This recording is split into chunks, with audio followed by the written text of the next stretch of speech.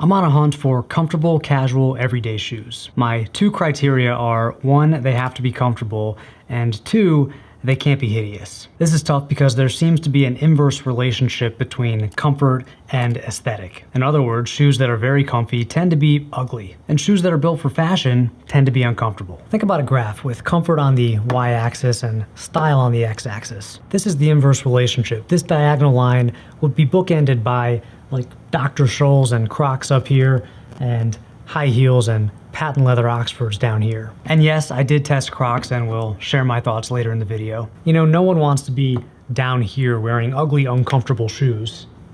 I've spent a lot of time over here prioritizing form over function, wearing shoes that I like the look of, but that weren't necessarily the most comfortable, but I can't do that anymore.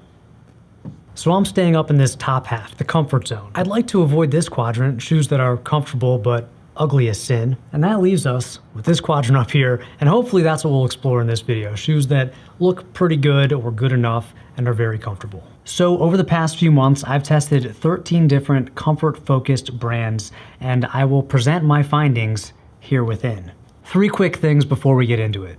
Number 1, I have a bit of a cold right now, so if I look and sound a bit off, that's what's up. 2, this video is sponsored by DUER, a performance apparel brand founded by a business bro turned cyclist who wanted a pair of pants that could do it all. The shorts and pants that I'm wearing in this video, as well as this t-shirt, are all from DUER, and I love them. I'll talk more about DUER in a little bit, but if you want to check these clothes out, links below in the description. And finally, we need to define a couple of terms that I'll be using throughout the video, just so we're all on the same page. So, Footwear 101. Supportive. A supportive shoe is not flexible. It has a rigid sole that's hard to bend or twist. Cushioned.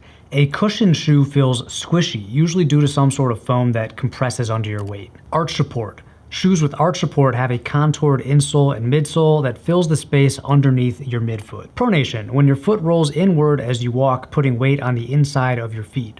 Supination. The opposite of pronation, putting weight on the outside of your feet with each step. Stability is a running shoe term used to describe shoes that have reinforced midsoles to counteract excessive pronation or supination. These are kind of like bumpers at the bowling alley. Neutral. A neutral shoe is the opposite of a stability shoe. So neutral shoes don't prevent any pronation or supination. Zero drop is just a shoe with a level sole. So there's no difference in height between the toes and the heel. This is the opposite of a high heel. Flat means the same thing. Flat is just another term for zero drop. A barefoot shoe has a minimal padding between your feet and the ground.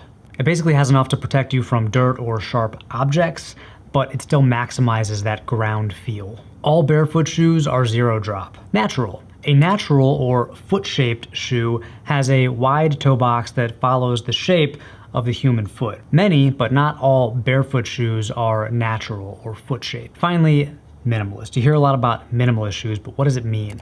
Minimalist is an umbrella term used to describe shoes that have very little cushioning, support, and stability. Most barefoot shoes can be considered minimalist shoes. While most minimalist shoes are zero drop, not all zero drop are minimalist. Okay, let's get into the shoes, and FYI, during my research and testing, I created a Google sheet that lists out all these shoes and their attributes and has links to buy them, so I'll leave a link to that Google sheet down below in the description. Starting with a brand called Adams.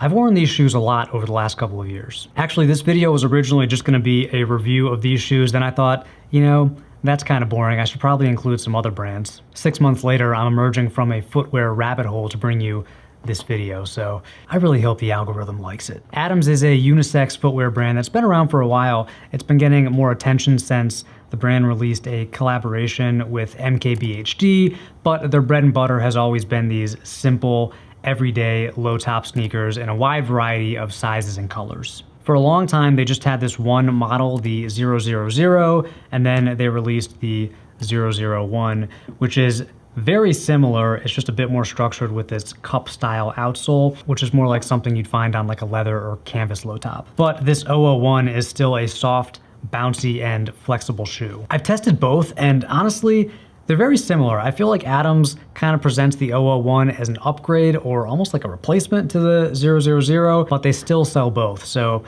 I'm not really sure why they have two models that are so similar. In my opinion, they're interchangeable. I think the original 000 is slightly better looking. But they're both comfortable. They both have these soft knit uppers and stretchy laces, which are kind of nice because you can tie them once, then they're easy to slip on and off. They both have noticeable cushioning. I wouldn't describe either of these as supportive shoes or stability shoes. They both have, you know, a lot of flex in the sole. I like the wide range of sizes. The original is even available in quarter sizes, which is really cool. I like the shape of the toe box. They're both pretty roomy, so good for people with wider feet. These sneakers both stay pretty fresh. They don't pick up odor. I will say the white gets pretty dirty, and I've tried to wash these in the washing machine and didn't really do anything. So if that bothers you, probably don't get these in white. I also don't love the kind of yellow outsole. I feel like a gum sole or a white sole would look better. Adams describes these shoes as a pared down look that can be dressed up or down effortlessly, but I disagree. These do not dress up. I wouldn't wear either of these with dress pants or even jeans. They look right at home with shorts and joggers and performance style pants. Speaking of which, let's talk about today's sponsor, DUER. I like DUER because they make performance pants that don't look too techy, and they don't make that swishy sound when you walk around. Like, I'm all about comfort, especially as a dad with young kids, but I don't want to look like a crew member of the USS Enterprise. Sorry, Trekkies. DUER's clothing has a more natural look and feel because the brand prioritizes plant-based materials like cotton and tencel. They're able to blend these natural fibers with high-quality synthetics to maximize comfort without going full spacesuit. For example, these no-sweat pants are mostly cotton and tencel with 4% extra stretch built in, and to me the pants feel like lightweight, soft, brushed cotton jeans. They come in different cuts, but the slim fit is just right for me. I also like the no-sweat shorts in 7 inches. I think that's the perfect length for shorts. They have a little bit of taper, but they aren't restrictive. I think the shape works well for my build, but it would be flattering on a wide variety of body types. This pure Pima t-shirt is, you guessed it, 100% Pima cotton. I don't have many red shirts, but I'm really liking this rust color. It's surprisingly versatile. It goes really well with like blue and tan or any neutral color. These new stretch 5-pocket pants are 60% cotton, 30% nylon, and 5% spandex. They're light, they're breathable. The fabric has a really nice drape, especially in this slim fit, which is actually a bit roomier than the slim no sweat pants. It's a modern, comfortable silhouette, and this time color is right up my alley. I also got this performance stretch belt, which is one of the best belts that I've ever owned. If you want to check out DUER for yourself, I'll link to each of these pieces down below in the description. Thank you to DUER again for supporting the channel. Moving on to Allbirds, specifically the Tree Runner Go. These are the latest and greatest from the most popular internet shoe brand of all time. And I think they're the best thing that Allbirds has ever released. To be honest, I've never really liked this brand. I feel like it's just been the go-to choice for Silicon Valley programmers with too much money and too little taste. The original Allbirds wool runners were just ugly, and I don't think they really did anything special other than using wool for their uppers, which I guess was enough because the brand raised a bunch of money and grew incredibly fast and opened stores all around the world. I mean, their stock price did take a nosedive after they went public, but that's a video for a different channel. Anyway, I never got the Allbird type, but these Tree Runner Go's are actually pretty sweet. Their shape reminds me of one of my favorite shoes right now, the Brooks Adrenaline, that I'll talk about in a little bit. They feel like legit running shoes with more structure and support than traditional Allbirds models. Like, I would actually go running in these. I will say the size 8 is pretty snug. I have to wear thin socks, and I normally wear a size 8 in sneakers, so just something to keep in mind. They look large on the outside, but they just have a lot of padding. I do feel a bit of pressure on top of my arch, over the instep. That's often the case with me as I have a high instep, and it's not a deal breaker here. These are some of the most plush laces I've ever felt, very high quality. And I like the way these shoes look. I like the way they feel. At $120, these aren't insanely expensive, but for another $40 or $50, you can get flagship models from dedicated running brands like Brooks or Asics or New Balance. I think many people will prefer the simpler, more minimal look of these Allbirds as opposed to something like Asics, but you can't deny the manufacturing pedigree of the more established brands. GIESSWEIN wool sneakers. This shoe is what happens when an Austrian Allbirds takes a Converse Chuck Taylor but makes the upper out of merino wool and the sole out of a plush EVA foam. Actually, GIESSWEIN's bestseller is a simple wool runner with a wool upper and foam sole, very much like the original Allbirds wool runner. But GIESSWEIN is a decades-old company, so maybe Allbirds copied them. By the way, I don't know if I'm pronouncing that correctly, GIESSWEIN, I'm just gonna go with it. The one thing though about GIESSWEIN's wool runner is every single color has this really large black logo, and it's way too overt for my taste. I'd like to see that shrunk down and colored tonally to blend in with each different colorway. That's why I chose their wool sneaker, which is a less sporty sneaker with less obvious branding. They're pretty comfy right out of the box, partly because they're wider than many like court-style low-top sneakers. The upper and the removable footbed are both made with merino wool, so you could wear these in the heat even without socks, and they'd be totally comfortable and odor wouldn't be a problem. They're also machine washable, which is great because I'm sure that these uppers collect dirt and dust. The style is a bit less athleisure than a lot of the other brands I've tried for this video. I think that you could wear these with like chinos, maybe even jeans. My only gripe is this size 8 is pretty long. This is actually a 41 European, and it's just a bit long, so it fits. It's okay to have that extra space in front of your toes, and the width works, but I could probably size down to a 7. Ideally, I'd wear a 7.5, but they don't make half sizes. All in all though, I like these. Lems Chillums. These are wide toe box, zero drop, ultralight casual shoes, sort of like a minimalist foot-shaped Vans classic. They're surprisingly comfortable out of the box, although the zero drop takes a bit of getting used to just because I haven't really worn zero drop shoes before. And yes, the shape is funny, but I think it's only funny because it's unusual. Like if every shoe was shaped like this, and maybe they should be, it would just look normal. Also, why aren't shoes shaped like this? This is how our feet are shaped. What am I missing? These Lems Chillums feel really high quality. The canvas upper is thick and sturdy. The cork insole should break in and mold to my feet over time. They just seem like they'll age really well and that they could take some abuse. And at just 8 ounces, these are very light shoes. The lightweight combined with the zero drop makes these minimalist shoes. They're not barefoot shoes, but if you wanted to transition to barefoot, these would be a good choice. Would I wear them regularly? I don't know. The shape does take some getting used to. I'm sure other people don't notice as much, but when I looked at it, I'm just like, yeah, it's a bit of a duck foot shape. Anyway, I'm definitely gonna give them a chance. Flux Adapt trainers. Now, these are also zero drop barefoot style shoes. Like the Lems, these have a wider than normal toe box. It's not quite as pronounced. This unique kind of cushioned, bumpy insole sort of massages your feet when you put pressure down when you're walking or standing. It's a bit weird, but it's actually kind of a nice feeling. Kind of reminds me of like the inside of a hybrid mattress. Both mattresses and shoes separate us from the ground, so kind of makes sense. Coming in at under 10 ounces, these are also very light shoes. The fit is snug, it's not uncomfortable. I went with a 7.5, which I think is the right size for me, but if I wanted to wear these with thicker socks, I'd probably size up to an 8. Now to me, these look like athletic shoes. I wouldn't try to dress these up with jeans or chinos. But like joggers, sweatshorts, athletic shorts, t-shirts, tank tops, these are right at home. According to reviews, people seem to love these for hybrid type training like CrossFit stuff and leg day. I haven't used them for that sort of thing yet, but I'll definitely test them out. So far, they've been comfortable shoes to wear around the house and office. York Athletics, the Henry Runner.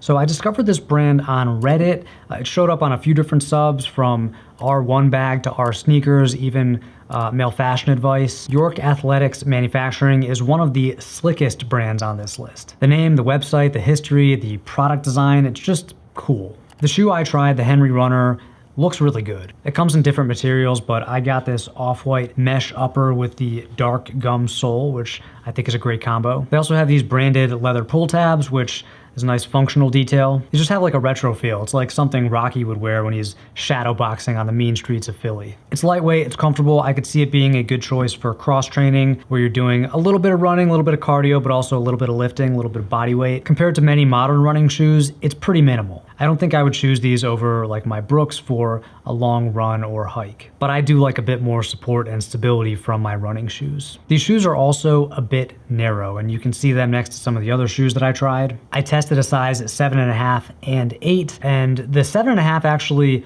worked really well if I removed the insole, but with the insole, it was just too snug and too narrow in the toe box. So I went with the 8s, which fit a little better. I think a perfect size would be like a 7.5 wide if they made wide sizes. So if you find that many shoes are too narrow or you need a wider shoe, these probably aren't for you. That said, if you have a regular or narrow foot and you want a stylish option for everyday use and hybrid training, I think these are a great choice.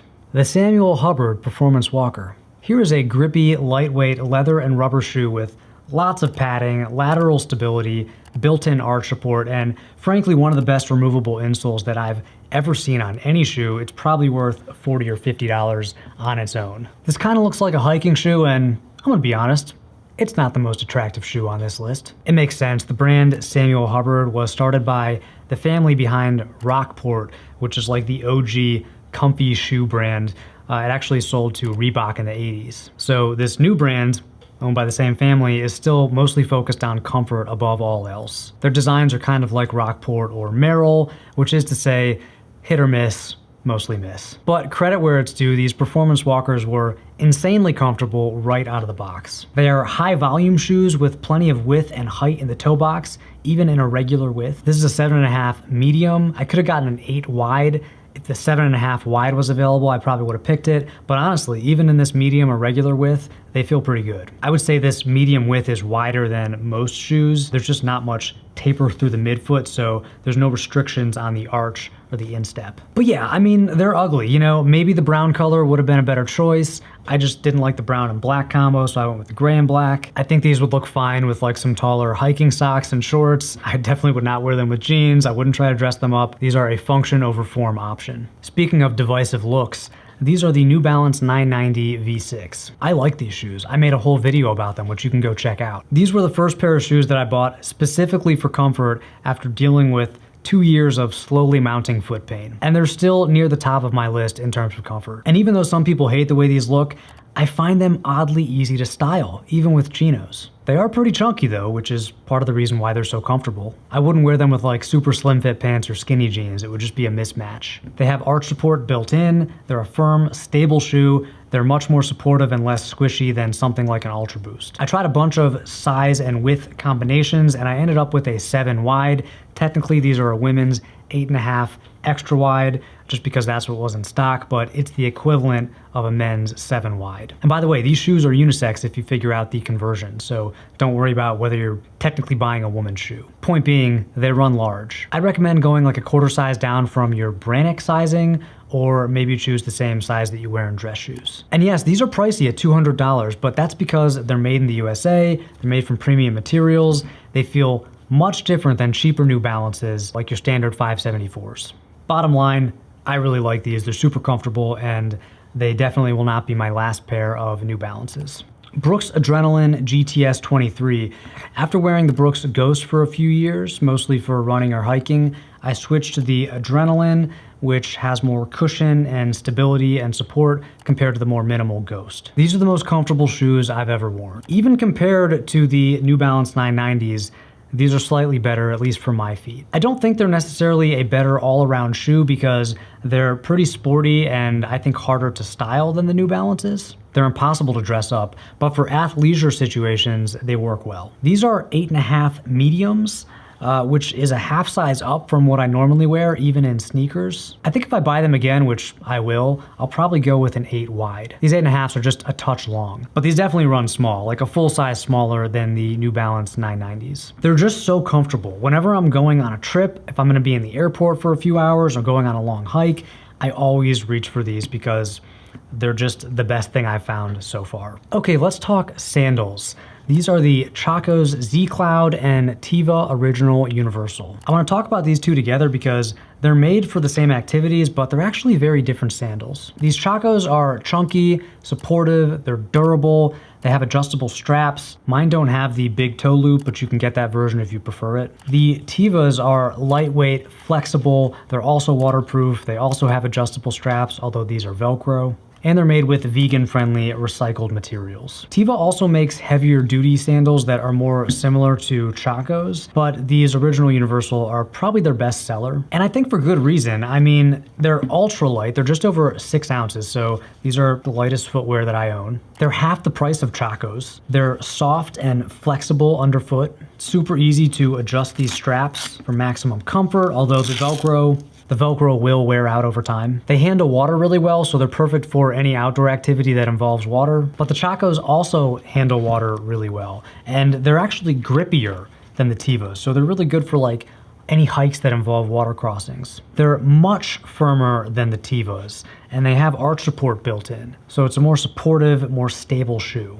I wore the Tevas a lot for a few years, but these days I slightly prefer the Chacos. I think my aging feet just need a little bit more of a supportive foundation, but if you like more of a barefoot feel, if you like to feel the ground, and you like to have some flex, the Tevas are a better choice. Both run large, these are both size 7, and they both fit properly. I would say that if Chacos made a 7.5, I'd buy it. Birkenstocks Arizona. Sticking with sandals for a minute, you can't really make a video about comfy footwear without including Birkenstock.